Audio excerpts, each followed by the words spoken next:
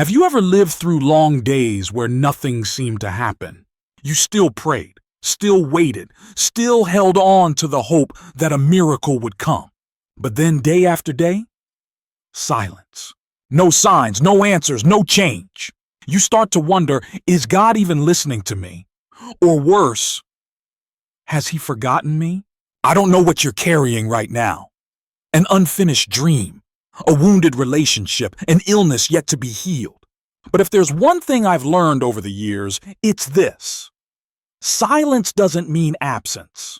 Sometimes God's silence isn't because he's distant. It's because he's preparing something greater. You might not see it, you might not feel it, but that doesn't mean the miracle has stopped moving.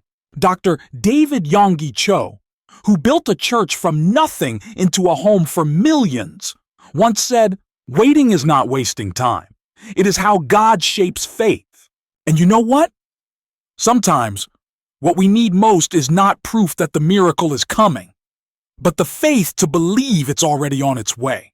So hold your heart steady, because in this video, we're going to step into a journey where silence finds meaning, delay unveils its purpose, and miracles are seen through the eyes of faith. Starting right now, there is a kind of exhaustion no one sees. It doesn't live in the body. It lives in the soul. It comes when you're doing everything right. You pray, you believe, you wait. But heaven stays silent. No answers, no signs, no movement. Silence. And it's that silence that breaks people more than suffering ever could. Because when everything falls apart, at least you can still hope for a miracle. But when nothing happens for a long, long time, you begin to ask, am I just praying into the void? Is anyone even there? Is it still worth hoping? In the tradition of faith, this moment has a name, the dark night of the soul. It's not the loss of belief. It's the moment when you keep believing even when you no longer feel a thing. The emotions dry up, and you keep going for one reason only. You don't know how to do anything else but believe. Dr. David Yonggi once shared about a season like this. A time when he lived in the tension between the dream God had placed in his heart and the harsh reality he was facing. He believed God called him to build a great church. But in the early days, it was just a tiny, broken-down tent. He once lay on the cold cement floor, praying through tears because every financial door had shut. He said, "I thought God had forgotten me." But what made that story unforgettable was not how he overcame hardship. It was how he stayed in the silence, without giving up, without walking away. He kept doing the small things, kept believing the big things, and little by little, the dream began to take shape. It's easy to believe when every prayer gets answered. But sometimes faith is not a feeling. It doesn't need evidence. It's a choice. It's the act of knocking on the door, even when nothing moves on the other side. Silence is not rejection. Silence may be the space where God teaches us something no words could ever explain. It's the place he draws us closer, not through excitement, but through endurance. And in that endurance, something is being formed, not outside, but deep within. So if you're walking through a season where your prayers seem to vanish into the void, know this, you are not alone. You are standing in a place many have stood before, and it's the very place where true faith begins to grow. We often think of miracles as dramatic turnarounds, a disease healed instantly, a bill paid at the final hour, a door opening just when we thought all paths were closed. Clear, visible, measurable. But what about the silent ones? The changes that arrive without trumpets, without witnesses, that never show up on paperwork, and yet transform everything within. Perhaps the reason we miss most miracles is not because they don't come, but because they don't come in the way we imagined. The Bible tells of Daniel, thrown into the lion's den not because he sinned, but because he remained faithful to God. If we were writing a perfect miracle, he would have been saved before being captured. But no, he was still thrown into that darkness. The miracle wasn't that he avoided the den. The miracle was he survived inside it. Sometimes God doesn't remove the struggle. He steps into it with us and keeps us whole within it. And what's miraculous is this: in danger, you don't shatter. In darkness, you still have light. In fear, you still feel a peace that makes no sense. There are many kinds of miracles. Each one touches a different part of life, and none is lesser than the others. There are physical miracles, the kind everyone can see. Tumors vanish, debts are paid, a job opportunity opens unexpectedly. They're obvious, impressive, easy to recognize. Then there are inner miracles. A lost soul finds clarity.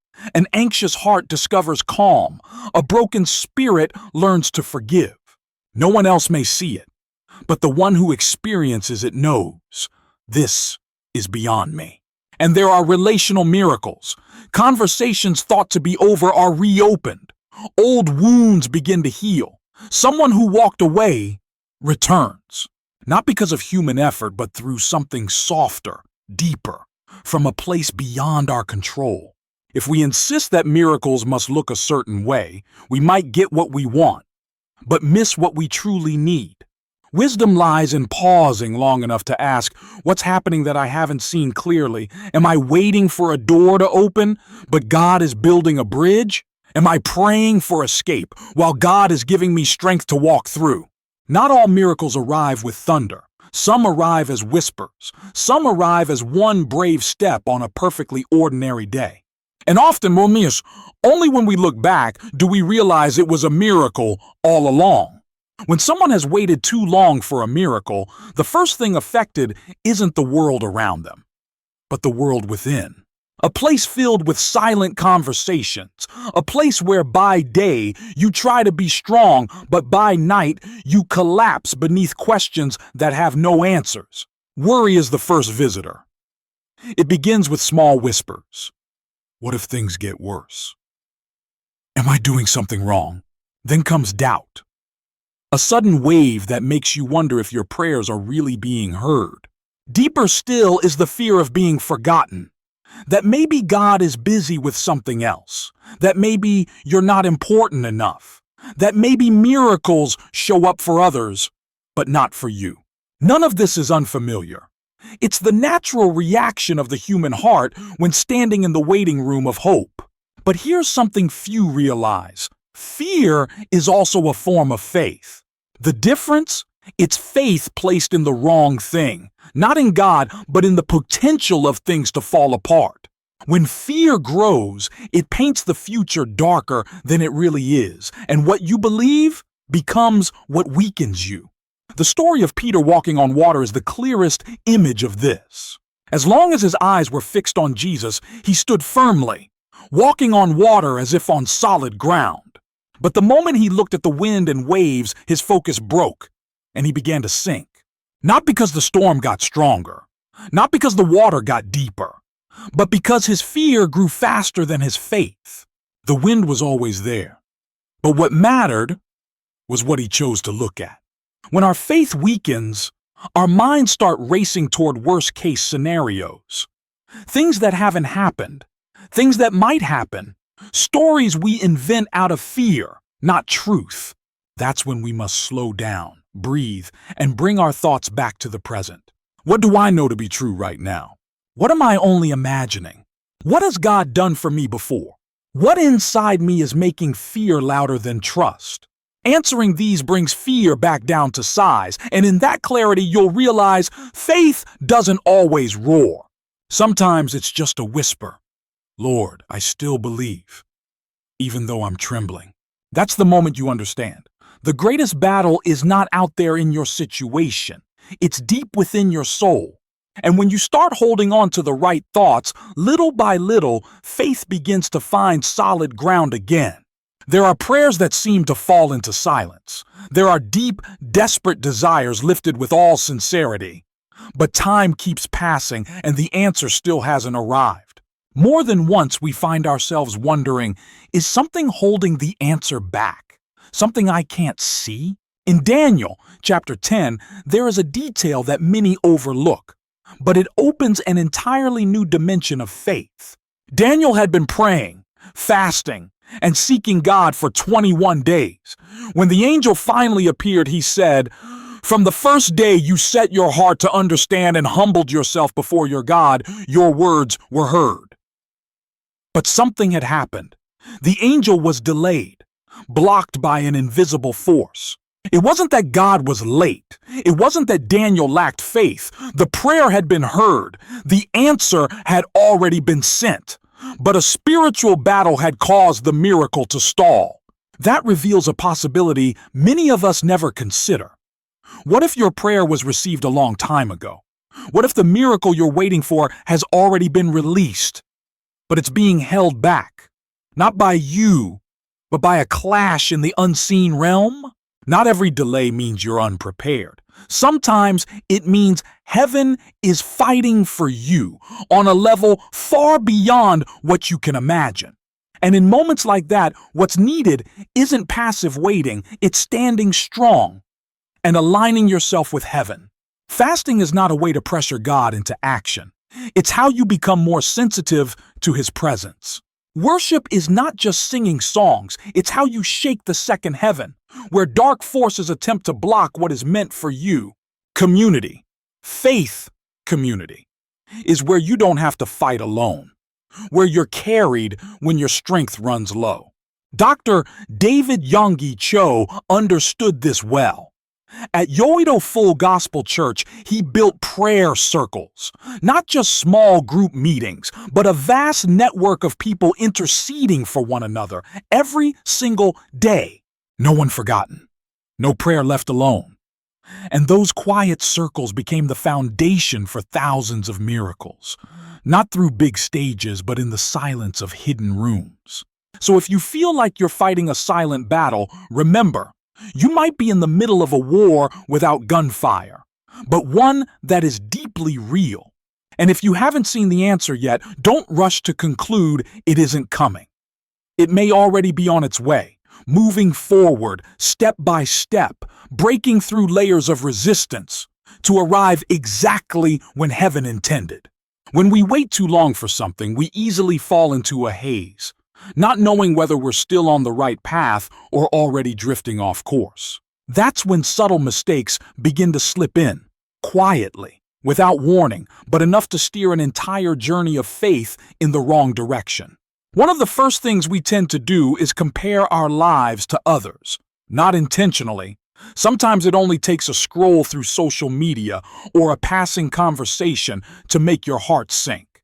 They've already been healed. What about me? Their prayers were answered quickly, but mine, still nothing. But faith doesn't operate on a shared schedule. Each story is its own blueprint. No two people walk in the same rhythm. Every comparison is a theft, a quiet robbery of your peace. Then we begin to absorb the negative voices around us. Not everyone means harm, but even casual words can plant a seed of doubt. Maybe God is testing you. Maybe you're asking for something that's not in His will. And slowly, hope becomes dusted with a thin layer of heaviness, so subtle you hardly notice. Another common mistake, we try to help God instead of waiting for Him. We start managing things ourselves, forcing doors open even when deep down we know the timing isn't right. Some take jobs that aren't aligned simply because they've waited too long. Some enter relationships that don't fit just to fill the silence. But that's like trying to pull a sprout upward before its roots are ready. The result is damage, not growth. And sometimes people simply stop praying. Not because they don't believe, but because they're tired. They run out of words to say. They've asked the same thing so many times, the silence begins to take over. Eventually, the most dangerous place of all, spiritual numbness. No more hope, no more disappointment. Just a quiet, in-between state, where a person lives but doesn't truly live. Not hurting, but no longer reaching for anything either. To recognize these signs, you don't need to examine your behavior. You only need to listen to your heart. Do you still feel excited when you think about what God promised? Do you still remember that He is at work, even when your eyes see nothing? Or has your heart grown cool, like a small flame covered by the wind? Faith isn't passive waiting. It's an intentional, deliberate waiting. Like a mother preparing a room for her unborn child. Like a farmer tending to soil even when no sprouts have broken through.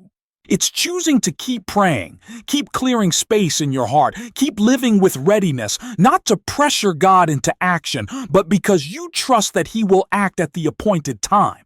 And when you learn to stand firm through the wobbles of emotion, when you learn to return to faith each time you lose your way, you don't just endure the waiting, you grow in it. There are stories that don't need reasoning to convince. They simply need to be told, with truth and with heart.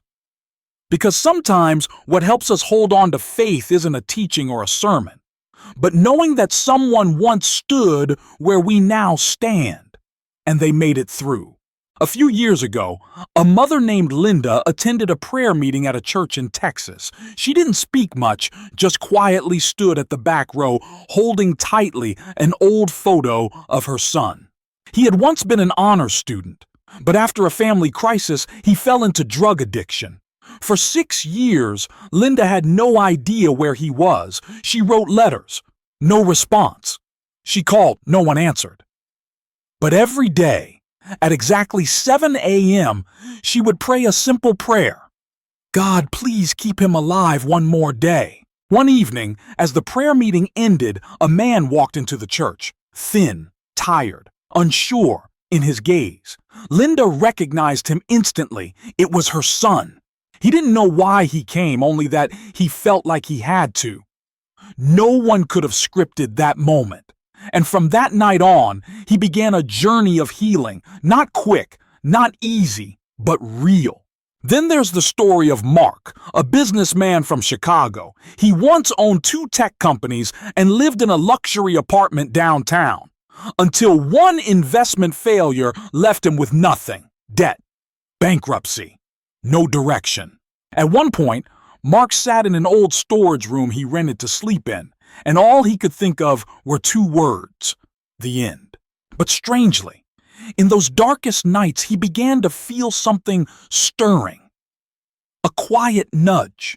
Not a voice from the heavens, not a flash of light, just a whisper inside. Try again. But this time, with me. Mark started over by delivering packages. He worked, read the Bible, and served at a local church. 2 years later, he founded a tech firm specializing in solutions for nonprofits. It wasn't a big company, but it was enough to live and to help others who had once stood where he stood. He often says, I lost everything to find myself again. And then there's Deborah, a 47-year-old woman from Atlanta. Doctors diagnosed her with late-stage pancreatic cancer. They gave her just a few months to live, but she didn't panic. She didn't chase every treatment option.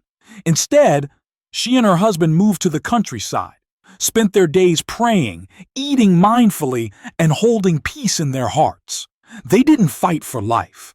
They chose to treat each day as a gift.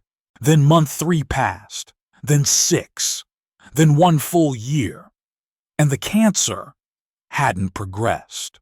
Upon re-examination, doctors found no sign of any tumor. They had no explanation.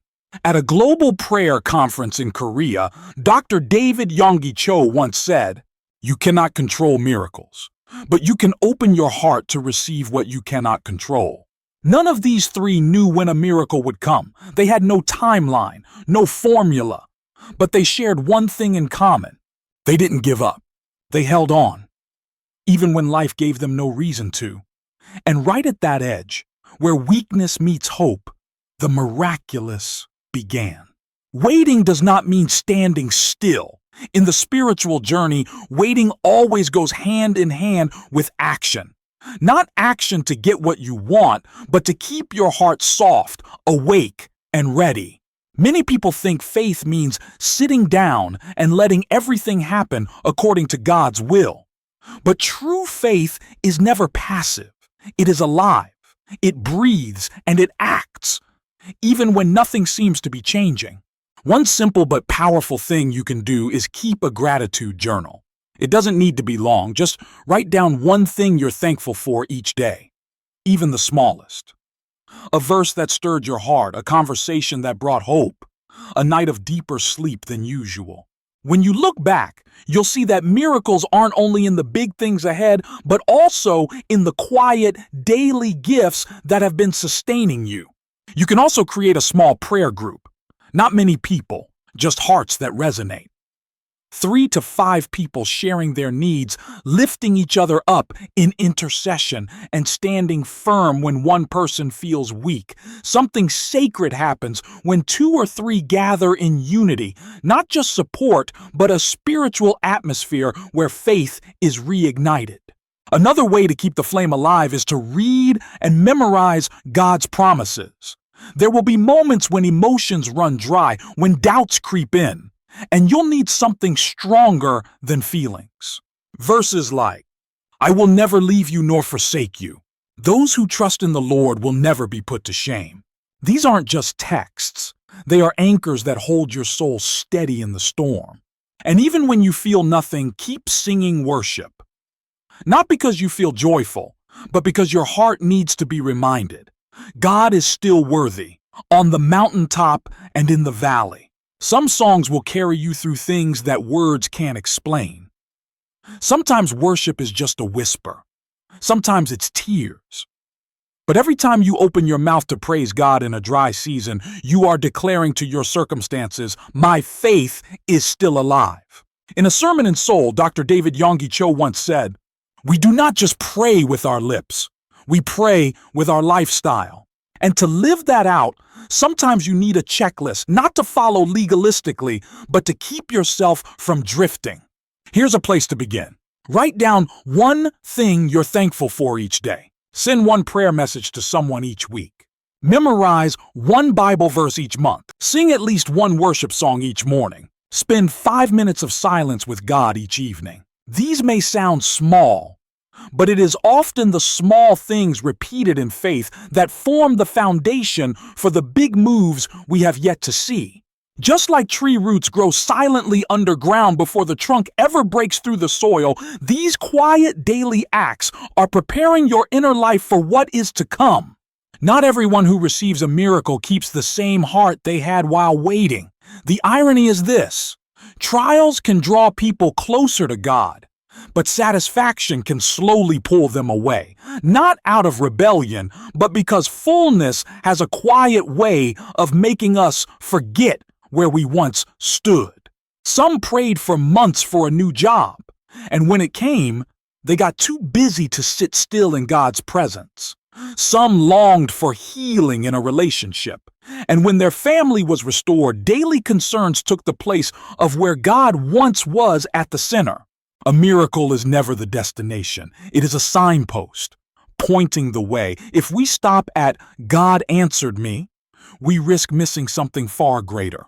God revealed himself to me.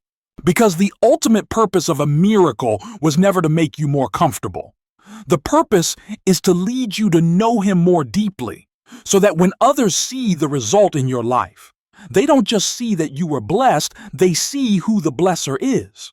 So how do we stay grateful after the prayer has been answered? How do we not slip away from the posture of humility we once had? One simple way is this: remember the journey, remember the tears, the faith, the waiting. Write it down, record it, tell it again. Not to boast, but to remind yourself, you didn't get here on your own. What happened wasn't because you were good enough, but because grace was enough for you. Return often to the place of worship, even when you need nothing more. Because worship is not a transaction, it is a response to love. And if someone ever asks you, "What's the greatest miracle you've ever received?" let your heart recall this truth. A reminder whispered often in communities of faith. The greatest miracle is not healing, it is the presence of God in your life. If you have his presence, you have everything you truly need, even when the other miracles haven't come yet. And when the miracles do come, what matters most is not what you gained, but who you became along the way. There are moments when you don't need more analysis. You don't need a deeper explanation. You just need to stand up and speak out loud what your heart has kept silent for so long. Because faith sometimes doesn't just live in your thoughts, it needs to be spoken. Heard by your own ears, written down, declared, lived. If you're still waiting for something, a restoration, an open door, a miracle in your family, your body, your soul, then right now, say this with whatever certainty you have, even if it's only a flicker. My miracle is not just coming, it's already in motion. I may not see it yet, but I believe, I declare, I receive. This isn't just a phrase. It's a spiritual act, a step taken on ground not yet seen, but fully believed to be real. It's how you speak to fear, to doubt, to the darkness around you. My faith is still alive, and I will not back down. If you're carrying a prayer, one you've kept inside for a long time, don't carry it alone. Write it in the comments, not because others need to know, but because you need to affirm to your own heart that hope still lives in you. And if someone comes to mind right now, a friend, a loved one, someone you know who is also waiting, send this video to them. Maybe what they need isn't an answer, just a spark, just a reminder that they are not alone. Don't keep this word to yourself. Someone else's miracle might begin with your share. And you, who've stayed with me until now, you don't need to wait for another sign to believe that God is still moving. Because the fact that you are still here, still listening, still open, is already proof that something good is drawing near. And from this very moment you can say, not hesitantly, not timidly, it's already on the way.